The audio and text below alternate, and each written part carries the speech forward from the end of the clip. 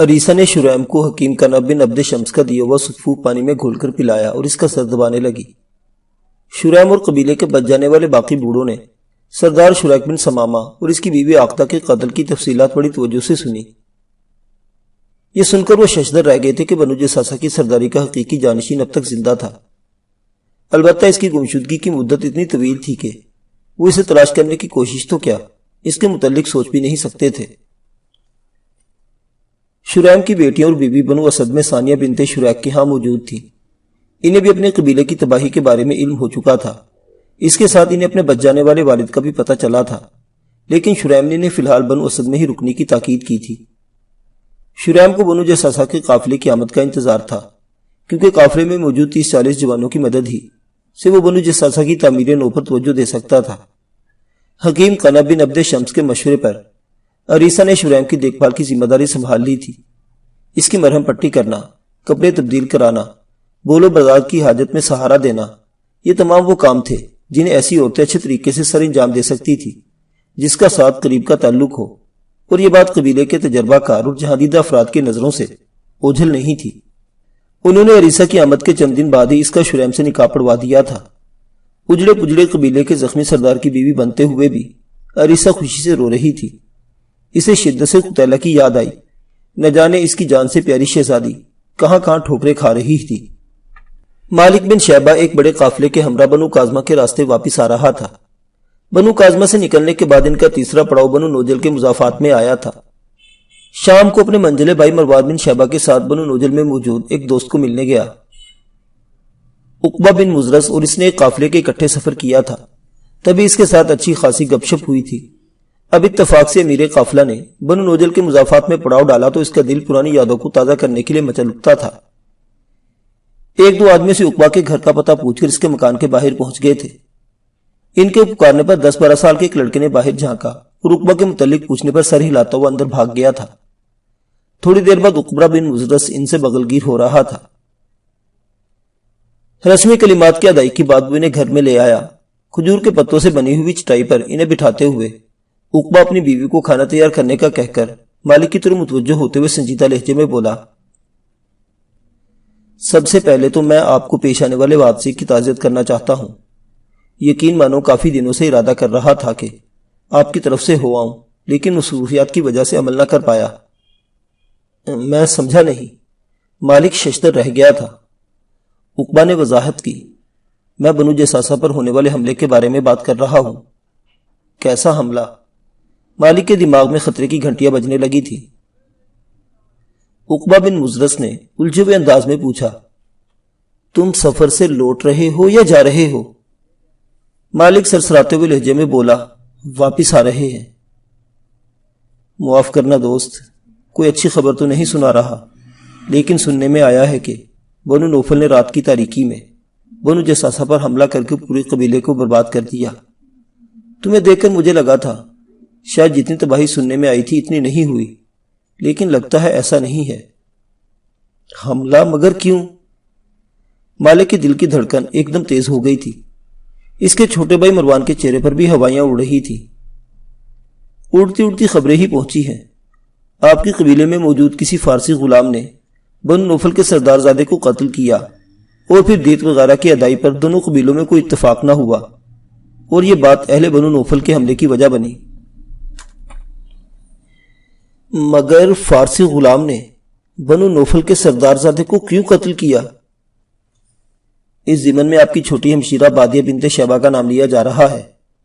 اس کی وجہ سے فارسی غلام یشکر نے یہ قدم اٹھایا۔ بادیہ کی شادی بنو نوفل کے سردار زادے سے کر دی گئی تھی، مگر یشکر نے اسے قتل کر دیا، اور جب بنو جساسہ پر حملہ ہوا تو بادیہ بنت شیبہ کو لے کر بھاگ گیا۔ اب بنو نوفل کے گھڑ سواروں کی کئی ٹولے ان دونوں کی تلاش میں سرگردہ ہیں۔ عقبہ نے جھجکتے ہوئے تفصیل بیان کی۔ اس بات چیت کے دوران عقبہ کی بیوی نے ان کے سامنے کھانا چن دیا تھا، لیکن دونوں بھائیوں کی بھوک اڑ چکی تھی۔ انہیں کھانے سے زیادہ تفصیل جاننے میں دلچسپی تھی، اور پھر عقبہ کے پاس موجود تمام معلومات حاصل کر کے انہوں نے واپسی کی راہ لی۔ عقبہ کے بہت زیادہ اصرار کے باوجود کھانا نہیں کھا سکے تھے۔ پڑاؤ میں داخل ہوتے ہی مالک نے چھوٹے بھائی کو اپنے آدمیوں کو وہ افسوسناک خبر پہنچانے کا کہا، اور خود امیر قافلہ کے خیمے کی طرف بڑھ گیا۔ تھوڑی دیر بعد اسے تفصیل بتا کر وہ اپنے کوچ کے ارادے سے باخبر کر چکا تھا۔ جب وہ قبیلے والوں کے پاس پہنچا تو تمام غم و غصے سے بھرے ہوئے اس کے خیمے کے سامنے موجود تھے۔ بغیر کسی تمہید کے وہ گویا ہوا، چاند ربع ثانی میں ہے، اس لیے طلوع ماہ کے ساتھ ہم یہاں سے کوچ کریں گے۔ تمام سر جھکائے اپنے خیموں کی طرف بڑھ گئے۔ اس کے بعد نیند آنا ممکن نہیں تھا۔ جب 21 کے چاند نے مشرق سے سر ابھارا تو وہ جانے کے لیے تیار کھڑے تھے۔ اب وہ کم از کم آرام کر کے بنو جساسا پہنچنا چاہتے تھے۔ اس بار انہیں کافی منافع ہاتھ آیا تھا۔ خود کو خوش قسمت گردانتے ہوئے وہ خوشی کے گھوڑے پر سوار تھے، لیکن قبیلے کی تباہی کا سن کر ان کی ساری خوشیوں پر پانی پھر گیا تھا۔ سورج کی تمازت جب ناقابل برداشت ہو گئی تبھی انہوں نے چند گھڑیوں کے لیے پڑاؤ ڈالا تھا۔ جو ہی سورج مغرب کی جانب جھکا وہ آگے جانے کے لیے تیار ہو گئے، اور پھر اس وقت تک ان کا قافلہ روا دوا رہا جب تک ہاتھ کو ہاتھ سجائی دینا بند نہ ہوا، اور طلوع آفتاب کے ساتھ دوبارہ ان کا سفر شروع ہو گیا۔ یوں ہی تیز رفتاری سے سفر کرتے ہوئے ان کا تیسرا دن تھا۔ سورج کی تمازت میں شدت آ گئی تھی۔ ان کی نگاہیں چند گھڑیوں کے آرام کے لیے کسی مناسب مقام کی تلاش میں سرگردہ تھی۔ تبھی چوڑی وادی کا موڑ کاٹتے ہوئے ان کی نظریں وادی کے وسط میں کھڑے چند گھوڑوں پر پڑی۔ ابھی تک وہ پورے حیران بھی نہیں ہو پائے تھے کہ ایک آدمی زور سے چیخا، یہاں ہر طرف لاشیں بکھری ہیں۔ باقیوں کو بھی گھوڑوں کے ساتھ بکھرے پڑے انسانی جسم نظر آ رہے تھے۔ مالک بن شعبہ کے حکمت تمام نے تلواریں نکال کر ہاتھوں میں تھام لی تھی۔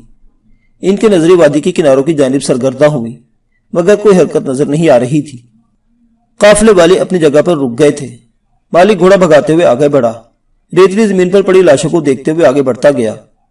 ایک جگہ پر اسے ایک مرد عورت کی لاش سے لپٹی ہوئی نظر آئی، اور پھر عورت کی لاش میں خفیف سی حرکت دیکھتے ہوئے وہ حیرانی سے اتر پڑا تھا۔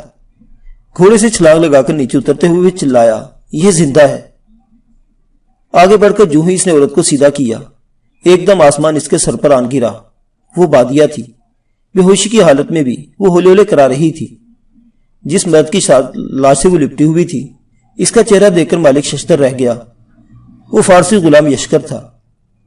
اپنی چھوٹی بہن کا اس حالت میں کسی مرد سے لپٹنا ظاہر کر رہا تھا کہ وہ اسے سب کچھ مانتی تھی۔ اس نے احتیاط سے بادیہ کو سیدھا کیا۔ اس کے پیٹ پر بندھی اوڑھنی خون سے تتر بتر تھی۔ قبیلے کے چند اور جوان اس کے نزدیک پہنچ گئے تھے۔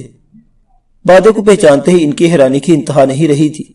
یشکر کی لاش کو ایک آدمی نے سیدھا کیا اور ایک دم چلا اٹھا، یہ بھی زندہ ہے۔ یہ کہتے اس نے یشکر کی چھاتی پر سر رکھ دیا۔ بالکل زندہ ہے، دل کی دھڑکن ذرا مدھم ہے لیکن سانس لے رہا ہے۔ مالک کے حکم پر وہ باقی آدمیوں کو بھی جائزہ لینے لگے، مگر ان دو کے علاوہ کوئی زندہ نہیں بچا تھا۔ ان کے جسم اب تک گرم تھے، جس سے معلوم ہو رہا تھا کہ وہ مقابلہ تھوڑی دیر پہلے ہی ہوا تھا۔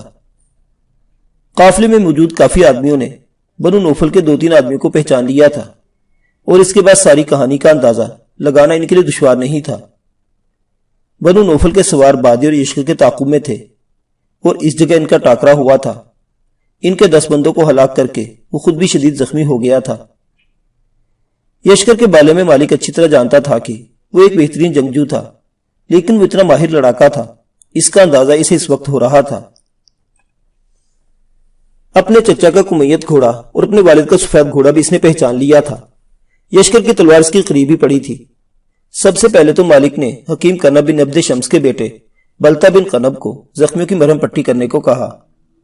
مروان بن شعبہ اور اغلب بن شعبہ دونوں اپنی بہن بادیہ کے مرہم پٹی کے لیے بلتا کا ہاتھ بٹانے لگے۔ بلتا نے اپنا دوائیوں والا تھیلا کھول کر مخصوص جڑی بوٹیوں کو صفوف نکالا اور بادیہ کے زخم پر ڈال کر اوپر سے دوبارہ پٹی باندھنے لگا۔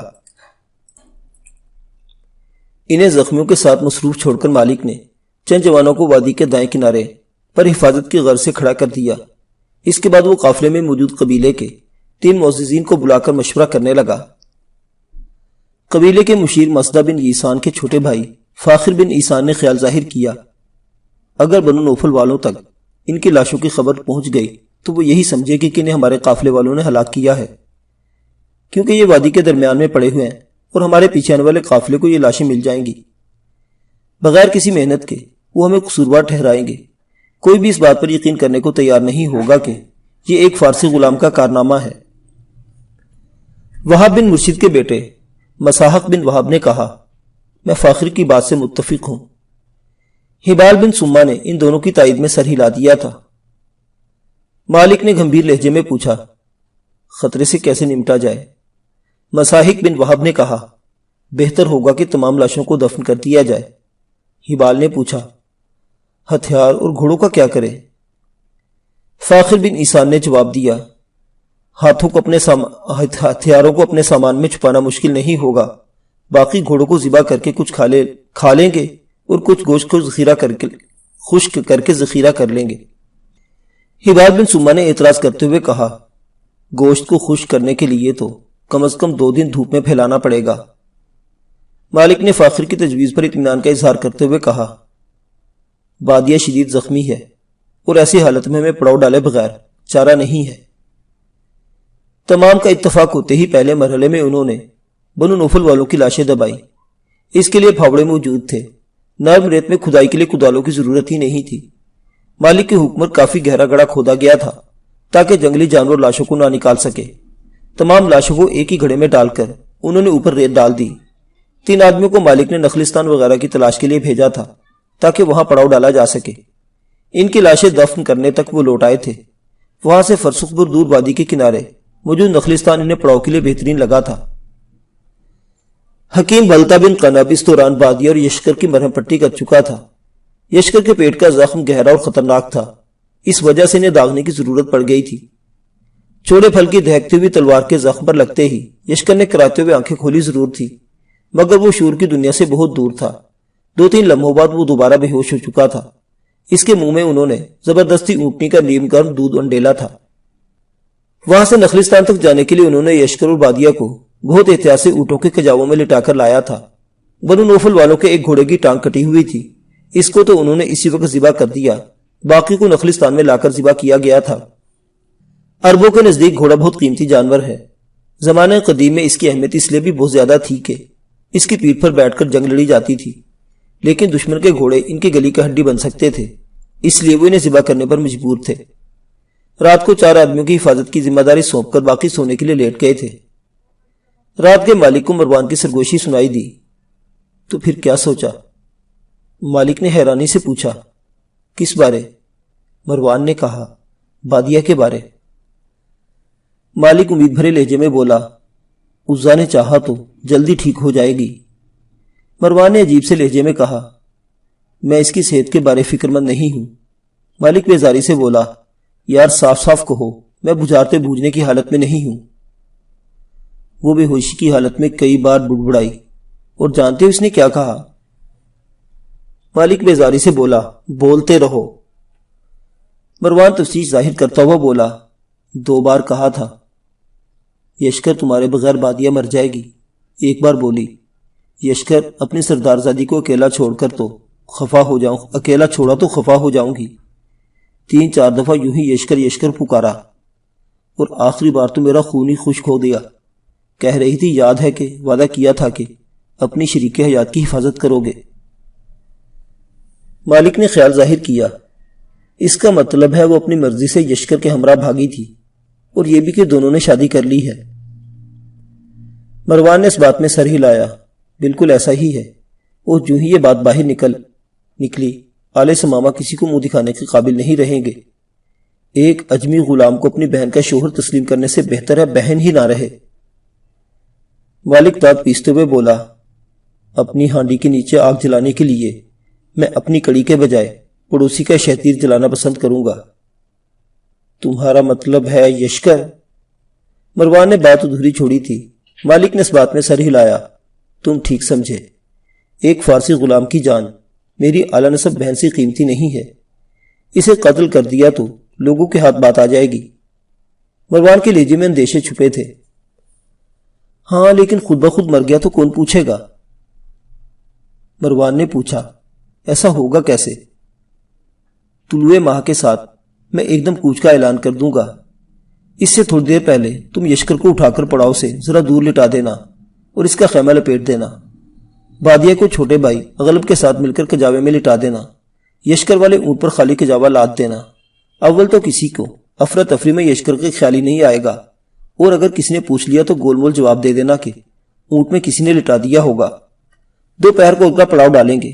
جو ہی پتہ چلے گا کہ یشکر کو ساتھ نہیں لایا گیا، میں تفتیش کر کے تم دونوں کو بری ذمہ ٹھہراؤں گا اور حکم دوں گا کہ آرام کرنے کے بجائے اسے واپس لینے جاؤ۔ تم 1-2 کوس پیچھے آ کر کسی سائے میں دوپہر گزار لینا اور سپہر ڈھلے واپس لوٹ کر بتا دینا کہ وہ باقی نہیں بچ سکا۔ مروان معترض ہوا، باقی تو ٹھیک ہے، مگر ہم نے پہلے سے طے کیا تھا کہ 2-3 دن یہی رہیں گے۔ اس کا بھی حل ہے، مالک مسکراتے ہوئے تجویز بتانے لگا۔ مطمئن انداز میں سر ہلاتے ہوئے اٹھتا ہوا بولا، اب آپ آرام کریں، میں اغلب کو دیکھتا ہوں، وہ بادی کے ہمراہ اکیلا ہوگا۔ اور مالک آنکھیں بند کر کے سونے کی کوشش کرنے لگا۔ مروان نے اغلب کے پاس جا کر اسے پہلے مالک سے ہونے والی بات چیت سے آگاہ کیا اور پھر دونوں بھائی اسی خیمے میں ہی لیٹ گئے۔ رات کے تیسرے پہر مروان رفع حاجت کے بہانے اٹھا اور پہرے پر بیٹھے آدمیوں کو بتا کر کے پڑاؤ سے تھوڑا آگے بڑھا۔ اس وقت 24-25 کا تان طلوع ہو چکا تھا، لیکن اس کی روشنی نہ ہونے کے برابر تھی۔ پہرے داروں سے ذرا فاصلے پر آتے ہی وہ زور سے چلایا، کون؟ ایک لمحے کو ٹھہر کر وہ دوبارہ چلایا، ٹھہرو، بھاگو مت، کون ہو تم لوگ؟ 2-3 آوازیں دے کر وہ اجلت میں پیچھے بھاگا۔ مجھے شک ہے وہ قزاق تھے۔ پہرے داروں کے دل میں شک کا بیج بوتا۔ وہ سیدھا میرے قافلہ مالک کے پاس پہنچا اور اسے جگا کر بظاہر جوش و خروش سے ساری بات بتا دی۔ اس کے زور زور سے بولنے کی وجہ سے زیادہ تر آدمی جاگ گئے تھے۔ اس کی بات سنتے ہی مالک نے بغیر کسی سے مشورہ کیے فوراً کوچ کا حکم دے دیا تھا۔ قزاقوں کے خوف نے لوگوں کو زیادہ سوچنے کا موقع نہیں دیا تھا۔ کوچ کا حکم ملتے ہی لوگ افراتفری میں خیمے لپیٹنے لگے۔ تبھی مروان بھاگ کر بلتا کے خیمے کی طرف بڑھا۔ یشکر وہیں لیٹا تھا۔ شور و غل کی آواز پر بلتا بن قنب نہ صرف جاگ چکا تھا بلکہ اسے کوچ کی خبر بھی مل چکی تھی۔ مروان نے اس کے ساتھ مل کر خیمہ لپیٹا اور اسے کہنے لگا، تم جا کر اغلب کے ساتھ خیمہ لپیٹو، میں اونٹوں کے کجاوے باندھتا ہوں۔ بلتا بغیر کسی تکرار کے اغلب کے خیمے کی طرف بڑھ گیا تھا۔ مروان نے اس کے جاتے ہی پہلی فرصت میں یشکر کو بازو میں بھرا اور پڑاؤ سے 200-300 قدم دور لا کر لٹا دیا۔ ایک بار تو اس کے جی میں آیا کہ اس کا گلا دبا کر کام مکمل کر دے، مگر پھر مرے ہوئے کو مارنا اسے عجیب سا محسوس ہوا تھا۔ وہ واپس بھاگتا ہوا اونٹوں کے قریب پہنچا۔ یشکر کے لیے اونٹ تیار کر کے اس نے بلتا کے خیمے کے قریب چھوڑا اور خود دوسروں کو لوگوں کی مدد کرنے لگا۔ دوسری جانب اغلب نے بلتا کو اپنے ساتھ مشغول کرنے کے بجائے مالک کے بھائی کے پاس بھیج دیا۔ مالک بار بار چلا کر تمام کو جلدی کرنے کا حکم دے رہا تھا۔ تھوڑی دیر بعد اونٹ لادے جا چکے تھے۔ بلتا گھوڑا پکڑ کر اپنے سامان کے پاس پہنچا۔ وہاں اسے یشکر نظر نہیں آیا تھا۔ اونٹ پر لدا کجاوا دیکھ کر اسے محسوس ہوا مروان نے یشکر کو بھی کجاوے میں لاد دیا ہوگا۔ یوں بھی یشکر اس کے لیے اتنا اہم نہیں تھا کہ وہ زیادہ تردد کرتا۔ ایک عربی کے لیے اجمی غلام کی کیا حیثیت ہو سکتی تھی؟ حفاظت کی غرض سے قافلے کے دونوں پہلوں پر 8-8 مسلح گھڑ سوار مقرر کر کے مالک نے قافلہ کو کوچ کروا دیا۔ اپنے اعلیٰ نسب پر انگلی اٹھنے سے پہلے ہی انہوں نے ایک غلام کی قربانی دے کر اس کا سدباب کر دیا تھا۔ معزز سامعین حضرات، عرب و عجم کی یہ دلچسپ داستان ابھی جاری ہے۔ بقیہ واقعات اگلی قسط میں۔ دیکھتے رہیے ناولستان، اسلامی اور تاریخی کہانیوں کا مرکز۔ اللہ حافظ۔